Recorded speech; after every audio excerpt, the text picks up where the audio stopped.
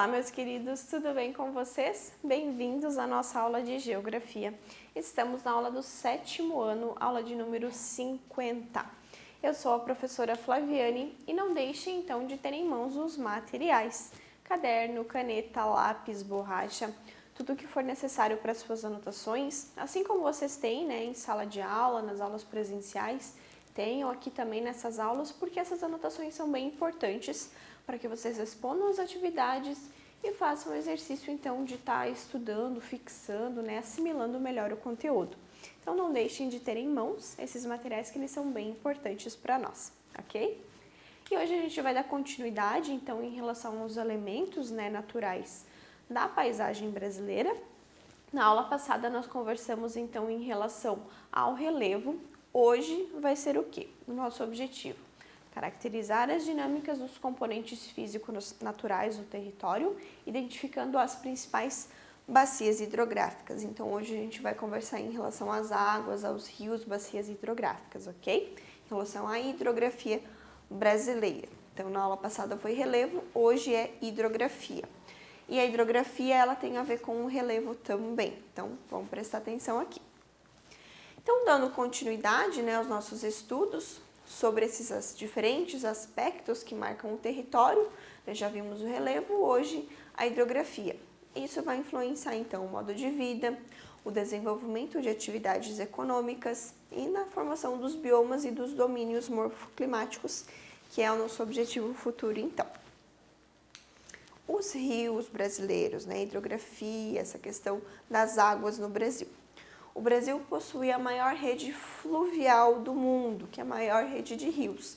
Sempre que a gente se referir a fluvial, nós estamos nos referindo a rios, o que envolva rios.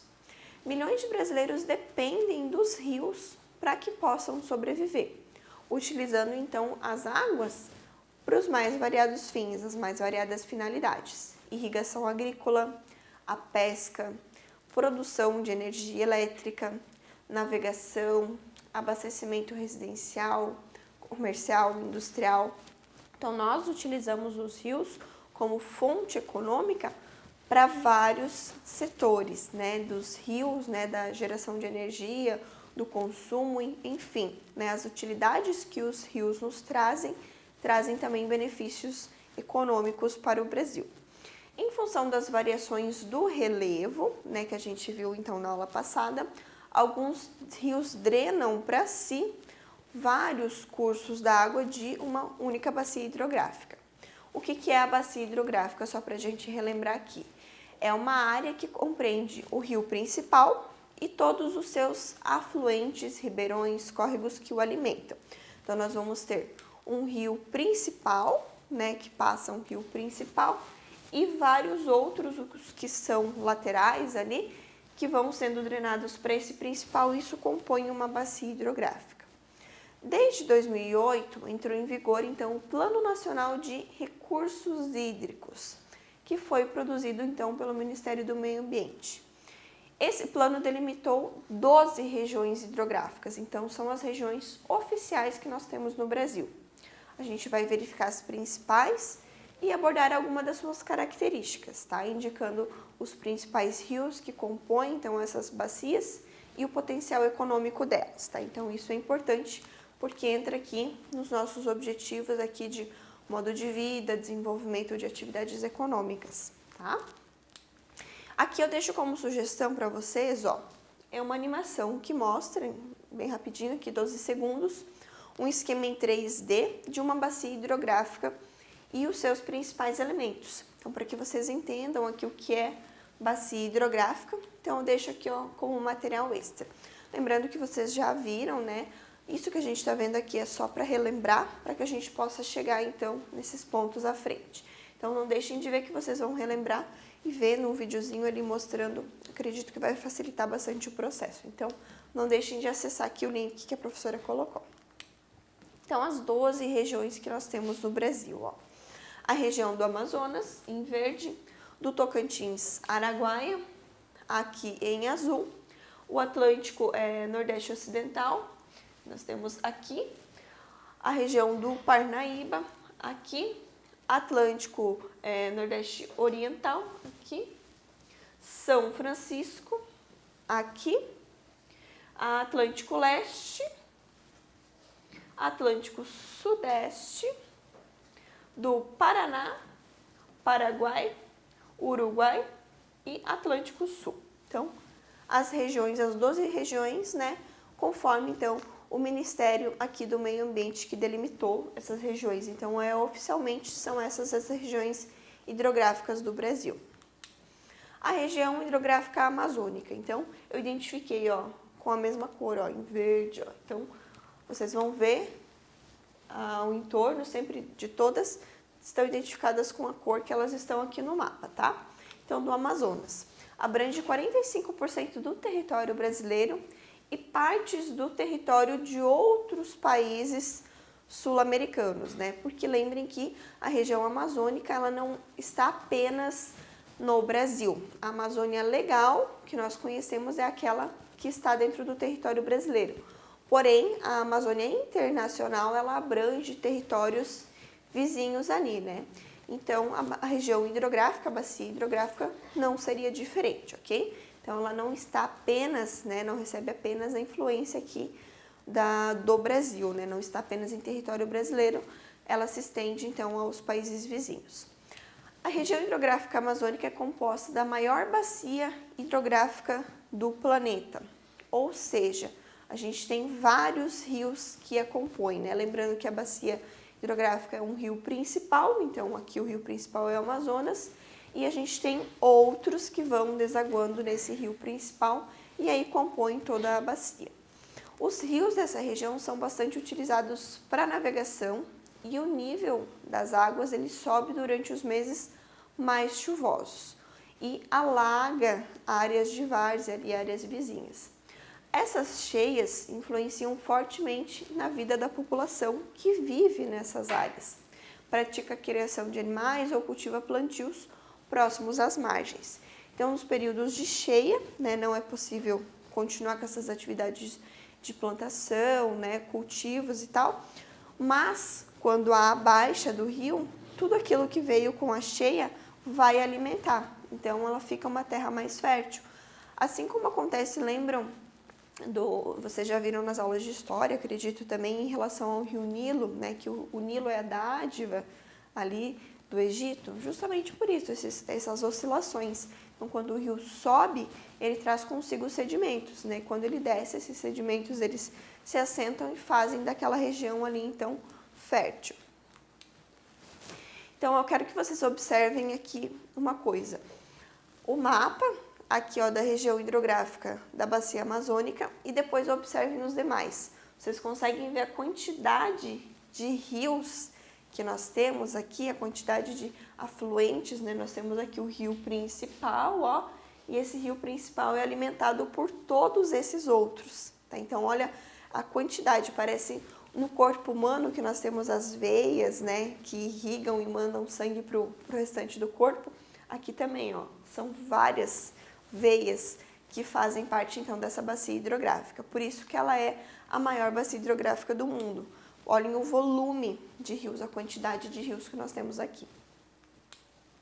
A região hidrográfica do Tocantins, Araguaia, então. Olhem só a diferença daqui para cá, né? Nós temos aqui, né, rios, dá para ver que tem alguns aqui, mas a quantidade, a diferença, né, da quantidade de rios é muito gritante, assim, fica muito clara. Então, a região hidrográfica do Tocantins-Araguaia é composta da maior bacia hidrográfica totalmente brasileira, né? Então, ela está localizada toda em território brasileiro. A bacia do Amazonas, ela é a maior do mundo, mas ela não está apenas no território brasileiro. Lembrem que, né, ela se expande para as fronteiras ali dos países vizinhos.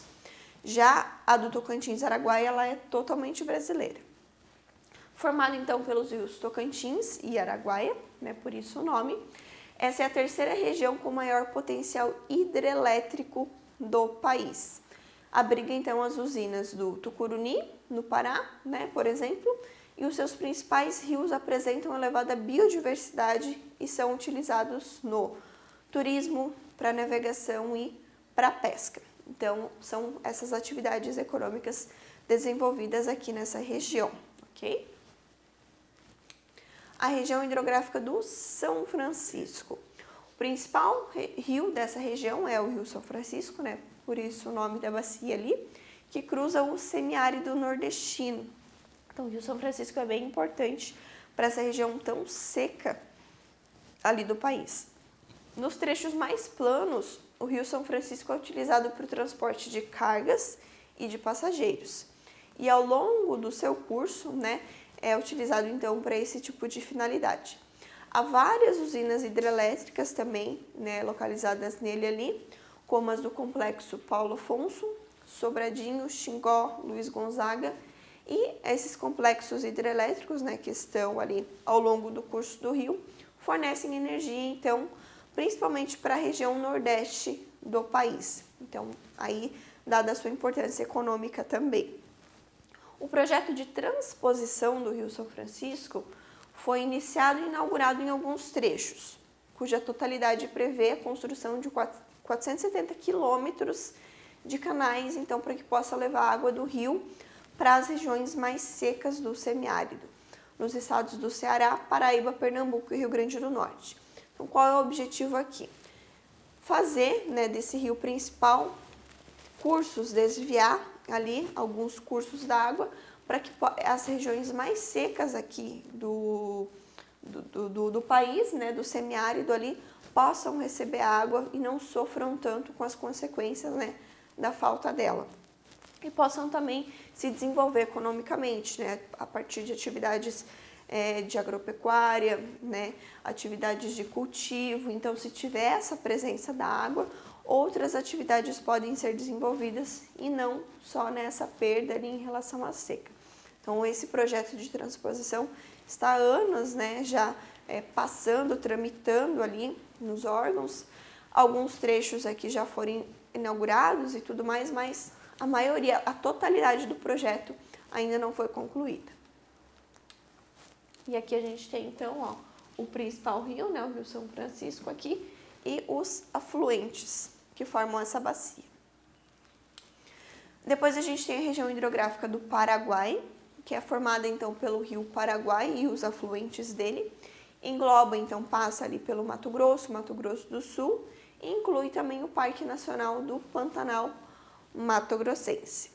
Além do potencial para navegação, os rios dessa bacia aqui hidrográfica, eles têm enorme biodiversidade e alguns deles integram então pontos turísticos que atraem visitantes durante o ano todo. Então, o potencial econômico não é só a navegação, mas também o turismo ali para a região. Aqui a gente tem então, ó, essa bacia hidrográfica. Também, né, pega rios então de países vizinhos aqui. A região hidrográfica então do Paraná é formada então pelo rio Paraná e os seus afluentes, alguns dos quais são importantes vias de navegação, né, dentro das regiões centro-oeste, região sul e sudeste, como, por exemplo, então, os rios Tietê e Paranapanema, né, que derivam, então, que são afluentes do rio Paraná. A bacia, então, do rio Paraná é parte da bacia do Prata, ou bacia Platina, que, além do Brasil, né, abrange também Uruguai, Bolívia, Paraguai e Argentina, então se estende, né, pelos países vizinhos. É importante destacar que 32% da população brasileira vive na região hidrográfica da Bacia do Paraná. E ela tem grandes centros urbanos que passam, então, por essa região hidrográfica. A gente tem essa região, então, é onde ocorre a maior demanda por recursos hídricos e a gente tem diversas usinas hidrelétricas, a exemplo de Itaipu, então, que ficam nessa região hidrográfica ali da Bacia do Paraná. Então, como a gente tem uma alta concentração populacional, então demandas por energia, por água, né, por abastecimento, tanto hidrelétrico quanto de água, é bem maior. E aqui, ó, abrange todos, né, esses estados aqui. Pega aqui, ó, um pouco que o norte aqui de Santa Catarina até a nossa região aqui. Nós fazemos fronteira, né, aqui com o Paraná. Então, pega um pedacinho aqui também. Regiões hidrográficas secundárias, tá? Então, essas foram as principais. Lembrem que são 12, né? Então, tem todas as outras ali, as secundárias, são todas as outras que, né, não comentei especificamente aqui. Aqui a gente colocou, né, foi posto aqui, são as principais. Então, outras regiões menores se originam nas serras e chapadas brasileiras próximas ao litoral e desaguam diretamente no Oceano Atlântico. Isso se dá devido ao relevo. Lembrem das planícies, depressões e planaltos. Então, por ser pontos mais altos, né, os rios eles vão do ponto mais alto para o mais baixo, eles vão desaguando em algum lugar, normalmente são nos oceanos, então eles desaguam no Oceano Atlântico. A vertente a qual os rios brasileiros elas seguem é a vertente atlântica, porque a maioria deles deságua no Oceano Atlântico. Devido às estiagens, parte de algum dos rios dessas regiões, eles secam, né, durante alguns períodos. As regiões do Atlântico Leste e Sudeste incluem os rios localizados entre o Sergipe e o Paraná, com destaque para o rio Paraíba do Sul, cujo vale se estende pelo eixo econômico Rio-São Paulo. E o Rio Doce, né, onde em 2016 a gente teve, né, um grande desastre ambiental que foi causado pelo rompimento de uma barragem dos rejeitos de uma mineradora. Então, esses rejeitos desceram ali rio abaixo e, infelizmente, causaram uma tragédia, né, mataram bastante pessoas ali. E as regiões do Atlântico Sul e do Atlântico Sudeste são formadas pelos rios Itajaí, aqui em Santa Catarina, e Jacuí, no Rio Grande do Sul. Que são as outras regiões que ficaram de fora aqui, que a gente, né, eu não comentei especificamente sobre elas, né? Então, mas elas estão aqui definidas também. E lá no começo, naquele primeiro mapa que eu coloquei também, tá? Então, não deixem de fazer as atividades relacionadas a essa aula, tá? Vimos, então, as principais bacias hidrográficas, os seus usos econômicos e importância, né, para as regiões nas quais elas passam e estão presentes, né, esses rios. Não deixem de fazer as atividades e nos vemos na nossa próxima aula, então. Tchau, tchau!